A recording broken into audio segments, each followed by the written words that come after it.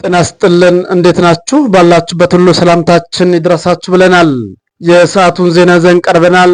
አበይት ርዕሶቹን በማስቀደም እንጀምራለን። የኢራን የባላስቲክ ሚሳኤል አካላትን በጀልባ ያጓጓዘ ግለሰብ የ40 ዓመት እስራት ተፈርዶበታል ተብሏል።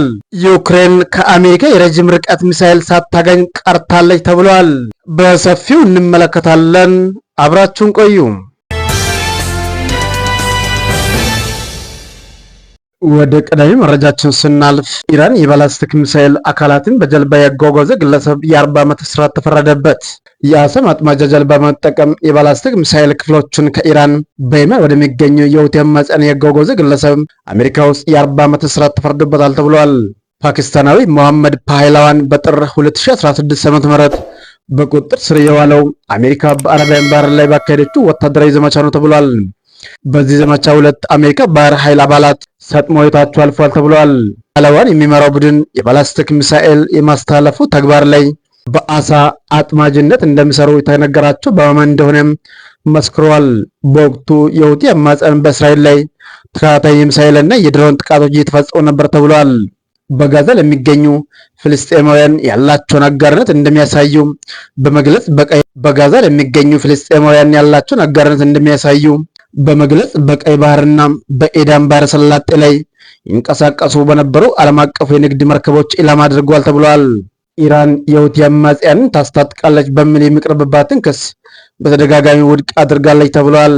የባላስቲክ ሚሳኤል ክፍሎቹን የጫነችው ጀልባ አባላት በአሜሪካ ቨርጂኒያ ግዛት በሚገኙ ፍርድ ቤት የሰጡት ምስክርነት ይህ አይነቶች ጥቃት ለመፈጸም የሚውሉ መሳሪያዎች እንዴት እንደሚጓጓዙ የጠቆመ ነው ተብሏል። የአሜሪካ የፌዴራል አቃቤ ሕግ ፓህላዋን ጀልባ ላይ የተገኙ የባላስቲክ ሚሳኤል ክፍሎች ኢራንና ሌሎች አሸባሪ ቡድኖች ከምታሰራጨው እጅግ የተራቀቁ የጦር መሳሪያዎች መካከል የሚመደቡ መሆኑን ከችሎቱ ውሎ በኋላ ተናግሯል።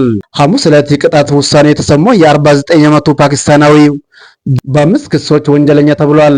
ከክሶቹ ውስጥ የሽብር ወንጀል በመፈጸምና የጅምላ ጨራሽ መሳሪያዎችን ማጓጓዝ የሚሉት ይገኙበታል ተብሏል። የፍርድ ቤት መዝገቦች እንደሚያሳዩት ከ5ቱ ክሶቹ ውስጥ 20 ዓመት እስራት አስፈርዶበታል። ሌሎቹ ክሶቹም በተመሳሳይ 20 ዓመት ቅጣት ያስጣሉበት ሲሆን በድምሩ 40 ዓመት ተፈርዶበታል ተብሏል።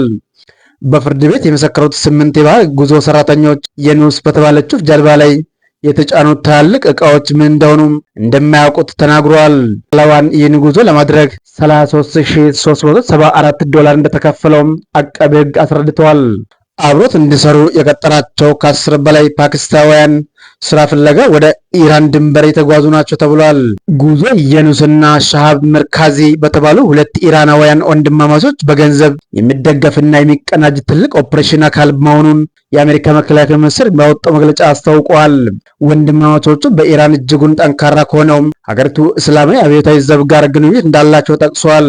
የአሜሪካው መንግስት በሌሉበት ወንድማማቾቹ ላይ ክስ የመሰረተ ሲሆን አሁንም ኢራን ውስጥ እንዳሉ ይታመናል ተብሏል። በመጨረሻ መረጃችን ዩክሬን ከአሜሪካ የረጅም ርቀት ሚሳኤል ሳታገኝ ቀረች። የዩክሬን ፕሬዝዳንት ቮሎዲሚር ዜሌንስኪ ከአሜሪካ ፕሬዝዳንት ዶናልድ ትራምፕ ጋር ውይይት ካደረጉ በኋላ ቶማሃውክ ረጅም ርቀት ተወንጫፊ ሚሳኤልን በተመለከተ ምንም ፍንጭ አልሰጡም ተብሏል። ትራምፕ ለዩክሬን ረጅም ርቀት ተወንጫፊ ሚሳኤል ሊሰጡ እንደሚችል ተናግሮ ነበር። ትራምፕ ለዩክሬን ረጅም ርቀት ተወንጫፊ ሚሳኤል ሊሰጡ እንደሚችሉ ተናግሮ ነበር። ከዜሌንስኪ ጋር ከተወያዩባቸው ነጥቦች አንዱ የዚህ መሳሪያ ጉዳይ ነው ተብሏል።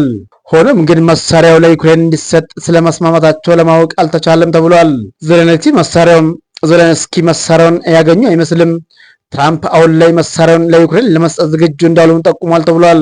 በውይይታቸው ላይ ስለ ረጅም ርቀት ሚሳኤል መወያየታቸውን ፕሬዝዳንቱ ተናግረዋል። ሆኖም ግን አሜሪካ ነገሮቹን ማባበስ እንደማትፈልግ መግለጫ ለመስጠት አልፈቀዱም ተብሏል።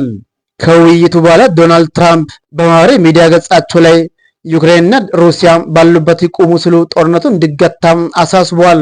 ትራምፕ ከዜሌንስኪ ጋር ከመወያየታቸው አንድ ቀን ቀደም ብሎም ከሩሲያ ፕሬዝዳንት ቭላዲሚር ፑቲን ጋር ስልክ ተናግሯል ተብሏል።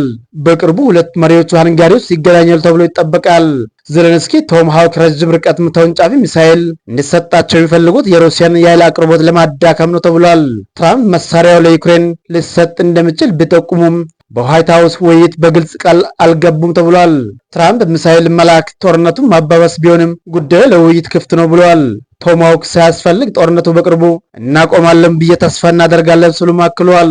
ትራምፕ ከሩሲያ ፕሬዝዳንት ጋር የተናገሩት ፑቲን ቶማሃውክ ለዩክሬን ሊላክ ይችላል የሚል ስጋት የተጠየቁት ትራምፕ ሚሳኤል ሊላክ ይችላል ብሎ መፍራት ጥሩ ነው ሲሉም መልሰዋል። ትራምፕ የጋዛን የሰላም እቅድ በማርቀቃቸው ዘለንስኪ አመስግነው የዩክሬንና ሩሲያን ጦርነትም እንዲያቆሙ ጠይቀዋል። ዘለንስኪ ከውይይቱ በኋላ ስለ ቶማሃውክ ማውራቱ ሩሲያን ያስፈራል ብለዋል። ዩክሬን ደህንነቷ ተጠብቆ በመላ አውሮፓ የሚኖር ሰዎች ሰላም ማግኘት አለብን ብለዋል። የዩክሬን ጠቅላይ ሚኒስትር ሰር ኪር ስታርመር እንዳሉት ከአውሮፓውያን መሪዎች ጋር የደረገው የስልክ ውይይት ውጤታማ ነበር ብለዋል። ዩኬ ለዩክሬን ሰብአዊ እርዳታ መላክ እንደምትቀጥልም አክለዋል። ትራምፕ ለዩክሬን ቶማሃውክ የመስጠት ፍላጎት እንዳላቸው ቢጠቁሙም ፑቲን መሳሪያ መለገስ የአሜሪካና ሩሲያን ወዳጅነት የበለጠ ያሻክራል ሲሉ አስጠንቅቀዋል። ትራምፕ ከፑቲን ጋር ያደረጉት የስልክ ውይይት ጥሩ ነበር በማለት ገልጾታል። ፑቲን ከትራምፕ ጋር ሲገናኙ ዜሌንስኪም ውይይቱን ይታደሙ እንደሆነ የተጠየቁት ትራምፕ በመካከላቸው መቃቀር አለ፣ ሁሉም ሰዎች ምቾት እንዲሰማው እንፈልጋለን ብለዋል። የሶስትዮሽ ውይይት ሊደረግ ቢችልም ፊት ለፊት እንደማይገናኙ ጠቁመዋል። ትራምፕ ያለፈው ነሐሴ በአላስካ ከፑቲን ጋር ሲገናኙ ጦርነቱን እንደሚያስቆሙ ተስፋ ቢያደርጉም ውይይታቸው ያለ ውጤት ተቋጭቷል ተብሏል። ከዚህ ውይይት ከሳምንታት በኋላ ትራምፕ ከአውሮፓ መሪዎችና ከዜሌንስኪ ጋር እያደረጉ የነበረው ውይይት አቋርጦ ለፑቲን መደወላቸው ይታወሳል።